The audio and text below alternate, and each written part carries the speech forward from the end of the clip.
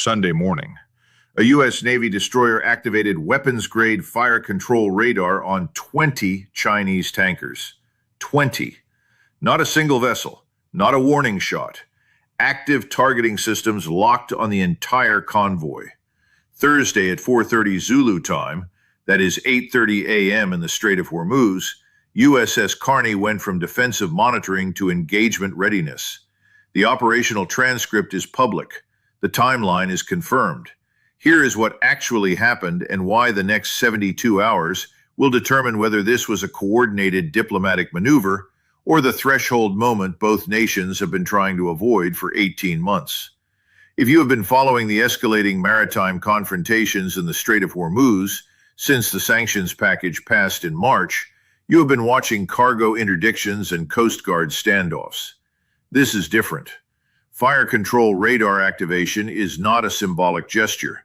It is the penultimate step before weapon release. The distinction between tracking radar and fire control radar is the difference between surveillance and targeting. When that system activates, the operator has made the calculation that engagement is probable within the next operational window. Military families stationed near 5th Fleet Command understand what that shift means. It means rules of engagement have been interpreted to their maximum threshold. What most coverage is missing completely is not the dramatic visual of a destroyer confronting a convoy. What they are missing is the 4-minute window between radar activation and the documented Chinese response. Because that window tells you whether Beijing expected this confrontation or whether the convoy commander was operating without complete operational intelligence. What is actually at stake is not this single convoy. What is at stake is whether the invisible coordination mechanism that has prevented direct superpower naval engagement for 3 decades is still functioning, or whether it fractured sometime in the last 96 hours, and nobody in Washington or Beijing has updated their operational assumptions yet. I break down what the daily coverage skips. Subscribe to Geopolitical Sentinel if that is useful. Let us keep going. Let us start with the CENTCOM operational log from Thursday because it is the foundation of everything that follows. At 04:30 Zulu, USS Carney detected a convoy of 20 vessels transiting outside the established traffic separation scheme in the narrowest section of the strait. The transcript, verification confirmed through 2 separate Pentagon background briefings Friday, states that the convoy was maintaining a tactical formation consistent with coordinated movement, not commercial traffic pattern. That language is specific. Commercial traffic does not move in tactical formation. Military escorts move in tactical formation. The word choice matters. At 04:32 Zulu, Carney initiated bridge-to-bridge communication on Channel 16. No response for 90 seconds. At 04:34 Zulu, the AN-SPY 1D fire control radar activated. That is the detail that changes everything. The AN-SPY 1D is not a tracking system. It is the terminal guidance radar for SM-2 surface-to-air missiles, adapted for anti-ship engagement. When that radar illuminates a target, the ship has transitioned from monitoring to targeting. The specific phrase used in the operational summary circulated to Senate Armed Services Committee members Saturday morning was defensive posture transition consistent with imminent threat assessment. Read that language again. Not possible threat, imminent threat. The second piece, the Chinese response, tells you whether this was anticipated. 4 minutes and 20 seconds after radar activation, the lead vessel in the convoy altered course 6 degrees to starboard. Not a full retreat, not an aggressive countermaneuver. 6 degrees, just enough to create separation from the exclusion zone Carney had established without breaking the convoy formation. That is the behavior of a commander who has been briefed on how to respond to this exact scenario. The message traffic analysis, this is documented in verified intelligence assessments shared with NATO Maritime Command, shows that the lead vessel transmitted to the rest of the convoy before altering course, and all 20 vessels adjusted simultaneously within a 14-second window. Simultaneous 14-second adjustment across 20 independent vessels does not happen spontaneously. That is rehearsed coordination. The scale of this convoy is the third piece, and it closes the argument. 20 tankers moving in formation is not a commercial operation that accidentally drifted into contested water. The cargo capacity analysis shows a combined total of 6.2 million barrels. That is 3 days of total Chinese crude import volume moving in a single convoy through the most monitored choke point on Earth. Cross-referenced against satellite tracking data and maritime insurance filings, none of these vessels filed transit notifications through the standard International Maritime Organization protocol. The logical conclusion that the scale forces is that this was not a navigation error. This was a deliberate test of whether the United States would activate terminal engagement radar against a large civilian formation, or whether the policy ambiguity that has governed Strait of Hormuz operations since the April incident would hold. The test received an answer. But the 4-minute coordinated response tells you Beijing already knew what the answer would be. But understanding the radar activation is only half of the picture. What the coverage is missing completely is the difference between what the AN-SPY-1D radar activation signals to the locked vessel versus what it signals to every other naval force monitoring that frequency. When fire control radar activates, watch what the locked vessel does in the next 4 minutes. That tells you whether the escalation was coordinated or spontaneous. The Chinese convoy altered course in 4 minutes, 20 seconds. That is coordinated. Now here's what that framework looks like in this specific situation. The moment Carney activated terminal guidance radar, every vessel within 200 nautical miles equipped with radar warning receivers knew a U.S. destroyer had transitioned to engagement posture. That includes the Chinese Type 052D destroyer that satellite tracking confirmed was holding station 60 nautical miles southeast of the convoy. It includes the Russian frigate that has been shadowing Fifth Fleet operations since May 1st.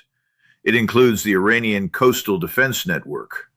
The radar activation is not a private communication between Carney and the convoy. It is a public broadcast to every military asset in the region that the United States has made the assessment that weapons release is operationally justified. What that means in plain terms is that this was not a localized tactical decision by a single ship commander. This was a decision made with the understanding that it would be documented by multiple adversary intelligence services and interpreted as a policy signal. The framework tells you to watch whether other actors change their posture in response. They did. The Russian frigate increased speed and closed to within 40 nautical miles within 18 minutes of the radar activation.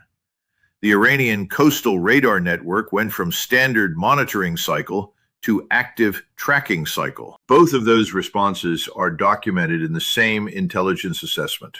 Here is what the framework looks like in a related recent event. In March, when a U.S. Coast Guard cutter interdicted a Chinese cargo vessel suspected of sanctions evasion, the cutter used bridge-to-bridge communication and warning shots. No fire control radar. The detained vessel complied within 30 minutes and submitted to boarding. The Russian and Iranian forces in the region maintained standard posture.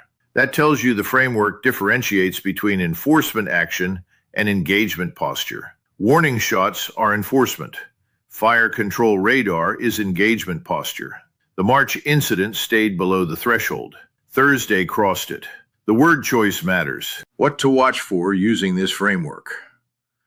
If the next U.S.-China maritime encounter involves fire control radar activation, and the Chinese vessel does not alter course within 4 minutes, that tells you Beijing has decided the threshold the United States established Thursday is not one they will respect going forward.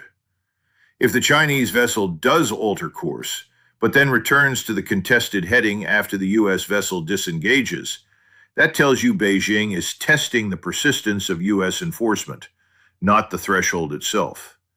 Both responses are different. Both tell you different things about how Beijing is reading the new operational environment. The mechanism exists because fire control radar activation is the only unambiguous signal in naval confrontation doctrine that crosses language barriers and removes interpretive ambiguity.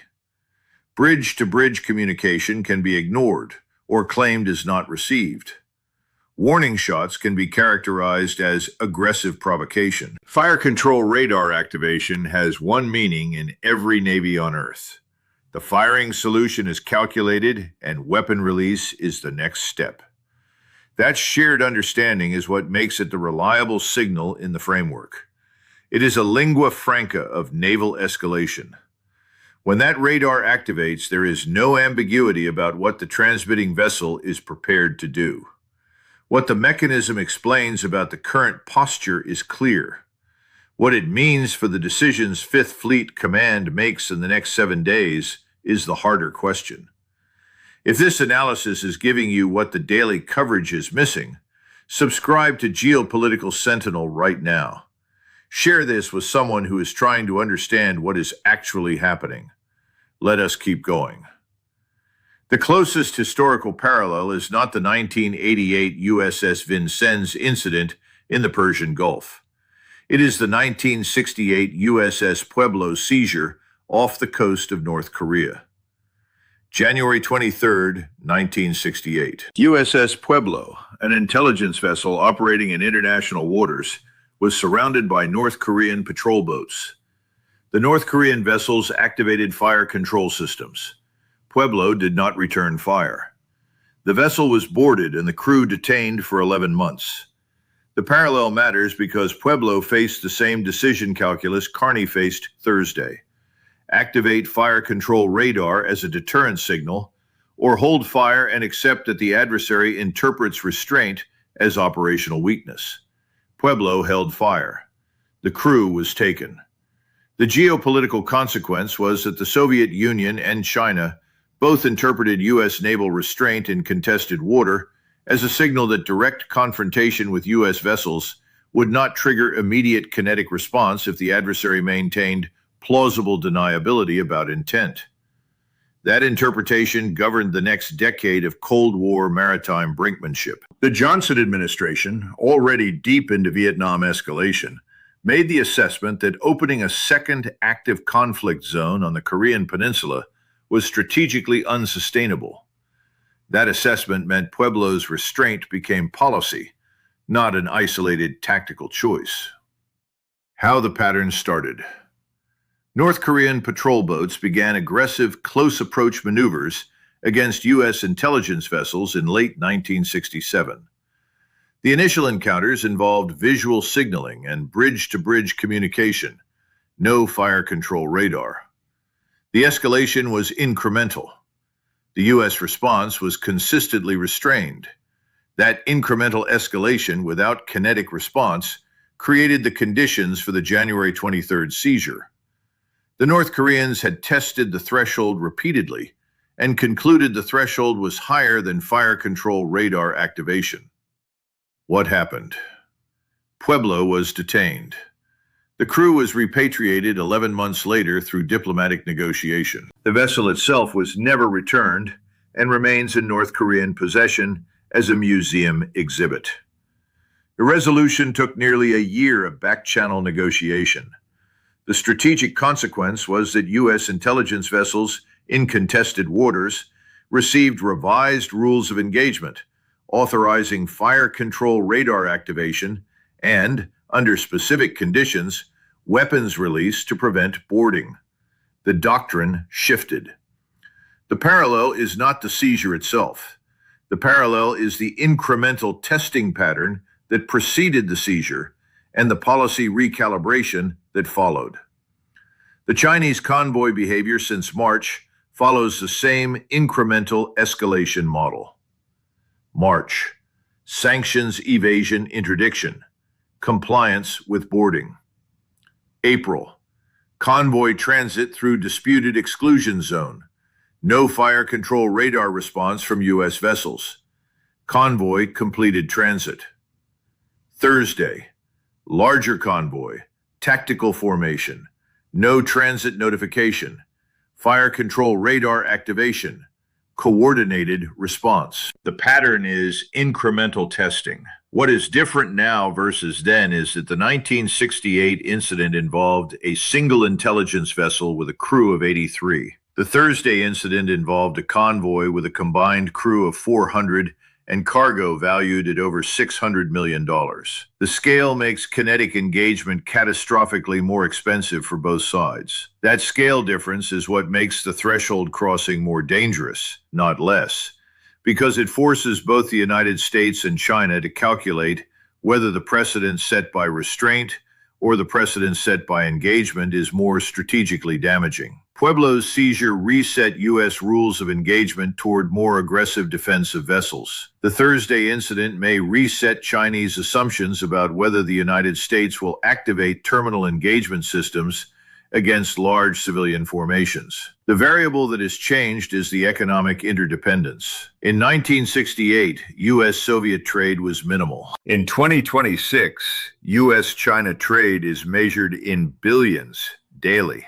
That interdependence creates different cost structures for escalation. Let us step back from the specific radar activation and look at what this means for the larger trajectory. Here is what happens if China acknowledges the Thursday convoy operation violated established coordination protocols and redirects future transits through filed traffic separation schemes. In the next 48 hours, Beijing requests a deputy-level meeting with the U.S. Maritime Safety Coordination Office and submits revised transit notifications for all pending crude shipments through Hormuz. The request is quiet, no public statement. The meeting happens through existing bilateral maritime safety channels that have been operational since 2019. That acknowledgement immediately de-escalates the threshold question because it signals Beijing interprets Thursday as a one-time enforcement action, not a permanent posture shift. The convoy traffic returns to field routes. In the next 2 to 4 weeks, Chinese tanker transits through Hormuz continue, but with full IMO notification and adherence to traffic separation schemes. The U.S. Fifth Fleet returns to standard monitoring posture. No additional fire control radar activations. The back-channel diplomatic conversation focuses on clarifying the conditions under which the United States considers tactical formation by civilian vessels to constitute a threat justifying engagement posture. That clarification gets documented in an updated annex to the 2022 Bilateral Maritime Safety Memorandum. The public never sees the annex. The operational commanders on both sides do. In the next 6 to 12 months, the threshold established Thursday becomes the documented baseline. Chinese naval planners incorporate U.S. willingness to use fire control radar against large civilian formations into their operational assumptions. Future convoys avoid the specific conditions that triggered Thursday's response. The strait remains contested, but the escalation ladder stabilizes at the new threshold. What was permanently changed is that the ambiguity about whether the United States would activate terminal engagement radar against a large-scale civilian convoy has been resolved. The answer is yes. What reverts is the day-to-day transit pattern once both sides integrate the new threshold into their operational planning. The strategic winner in this scenario is the United States, because the threshold clarification was achieved without kinetic engagement, and China's testing pattern was stopped at a lower escalation level than boarding or direct confrontation. Here's what happens if China contests the legality of Thursday's fire control radar activation and maintains that the convoy was operating in international waters, where U.S. threat assessments do not justify engagement posture against civilian vessels. In the next 48 hours, Beijing files a formal protest with the International Maritime Organization and requests an emergency UN Security Council session on freedom of navigation in international straits. The protest is public. The language specifically references the United Nations Convention on the Law of the Sea and characterizes the U.S. action as an unlawful threat of force against civilian vessels engaged in legitimate commerce. That public contestation means Beijing is not treating Thursday as a tactical enforcement action. Beijing is treating it as a policy violation that requires international adjudication. The UN Security Council session gets vetoed by the United States, but the public record of the Chinese position is established. In the next 2 to 4 weeks, China conducts a second convoy transit through the same section of the strait, this time with a declared Chinese naval escort. The escort is a Type 052D destroyer, positioned visibly within the convoy formation. The message is that if the United States considers tactical formation of civilian vessels to be a threat, China will make the military nature of the escort explicit and force the United States to either accept the transit or activate fire control radar against a declared military vessel, which is a higher threshold. The U.S. Fifth Fleet faces the choice: allow the escorted transit without engagement posture, or activate fire control radar against a Chinese destroyer. If Fifth Fleet allows the transit, the threshold established Thursday is nullified. If Fifth Fleet activates radar against the destroyer, the escalation moves to direct military confrontation posture between naval combatants. In the next 6 to 12 months, every contested transit becomes a test of whether the U.S. will maintain the Thursday threshold, or whether operational commanders will hesitate when the target is a military vessel instead of a civilian convoy. The strait becomes the live testing ground for U.S.-China rules of engagement. What was permanently changed is that the invisible coordination mechanism that prevented direct military posturing in commercial transit routes has been replaced by visible military escort doctrine. What does not revert is the operational assumption that civilian and military traffic are separate categories. They merge. The strategic winner in this scenario is China because they force the United States into a binary choice: accept Chinese military escort through Hormuz, or escalate to direct fire control radar activation against Chinese naval vessels, which is a threshold the United States has avoided for 3 decades. Both of those scenarios are in motion right now.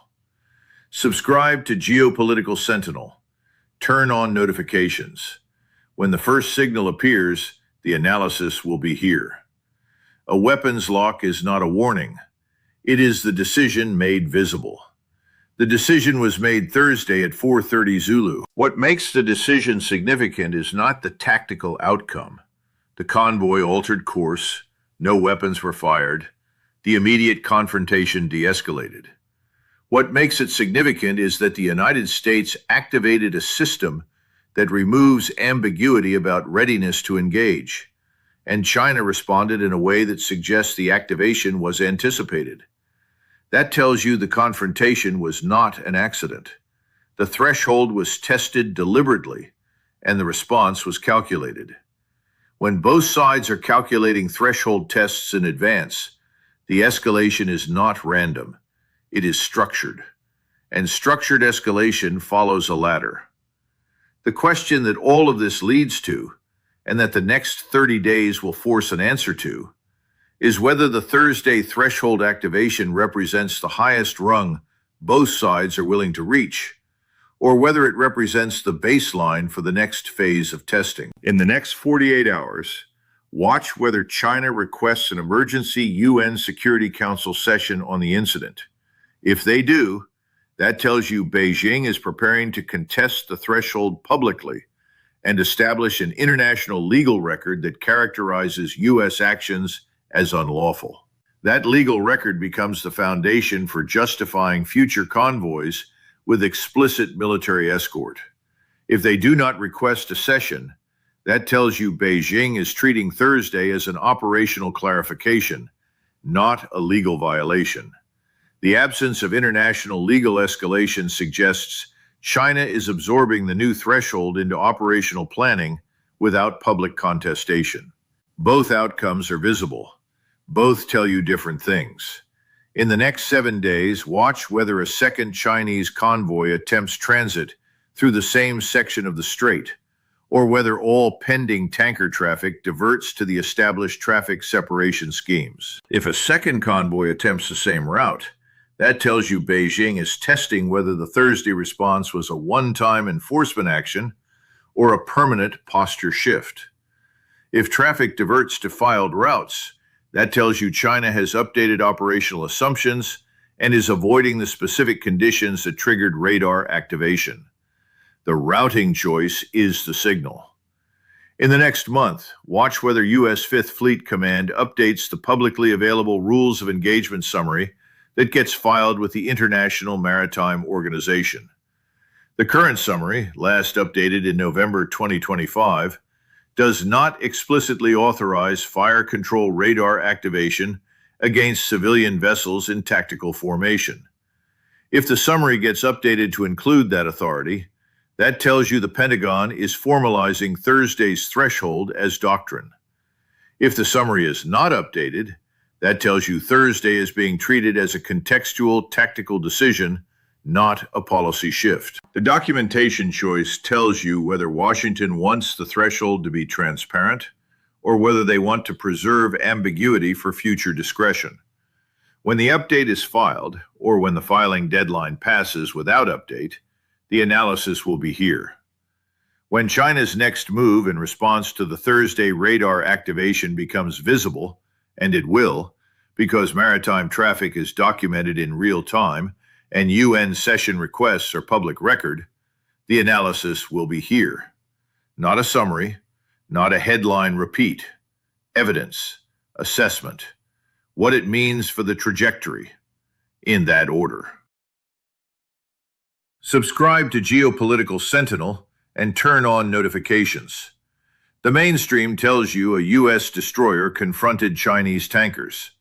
We tell you what the 4-minute response window reveals about coordination, what the radar type tells you about engagement posture, and what the next 3 signals will confirm about whether this threshold holds or breaks. That difference is why this channel exists. The Thursday incident is not an isolated confrontation. It is the visible test of an invisible coordination mechanism that has prevented superpower naval engagement in commercial choke points for 30 years. Whether that mechanism is still functioning is the question the next 30 days will answer. We are tracking the UN session requests, the convoy routing data, and the Fifth Fleet Rules of Engagement filings. When the first signal confirms which scenario is in motion, the breakdown will be published within hours. That is the commitment. Evidence first, analysis second. What it means for you, always. We will see you in the next. This is Geopolitical Sentinel.